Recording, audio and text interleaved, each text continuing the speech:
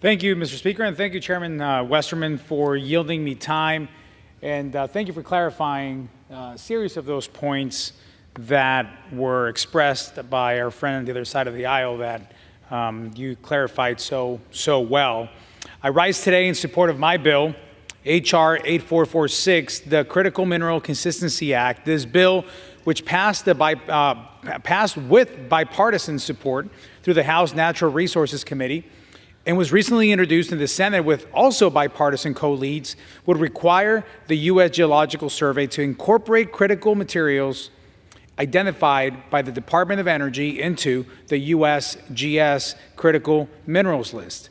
Under the Energy Act of 2020, items appearing on the USGS Critical Minerals List are automatically included on the DOE's Critical Materials List. However, items on the DOE list are not reciprocated to the USGS list. This discrepancy is confusing to mineral producers and makes it unclear which minerals are critical to the United States mission. In addition to creating unnecessary confusion, the disconnect between the two lists puts our domestic supply chain at risk. Other countries like China and Peru have specifically articulated and invested in the minerals they deem critical. Meanwhile, here in the United States, several minerals are indisputably essential to our national security and clean energy economy, such as copper, electrical steel, fluorine, silicon carbide.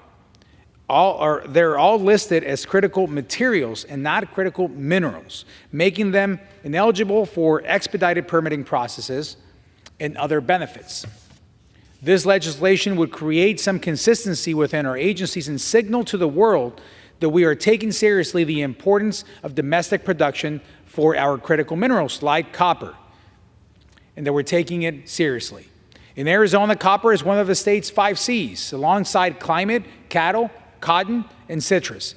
Copper mining is embedded in our state's history, and today, Arizona remains a leader in copper production, providing the nation and the world with the copper it needs to operate.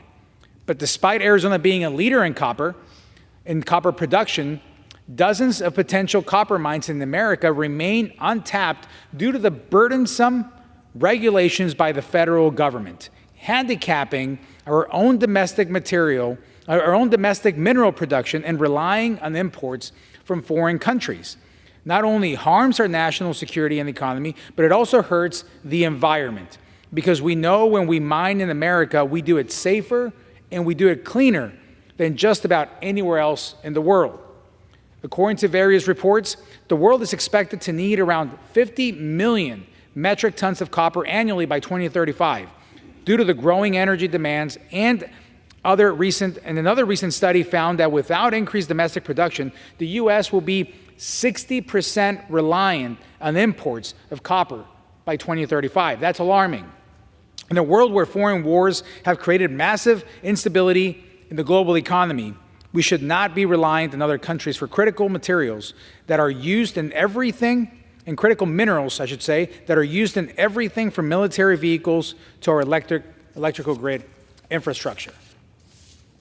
It is high time we take tangible steps to onshore mineral production, and this legislation does just that. I urge my colleagues to support this common sense bill, and with that, I yield back. The gentleman from Arkansas is recognized. I reserve. The gentleman from Arkansas reserves. The gentleman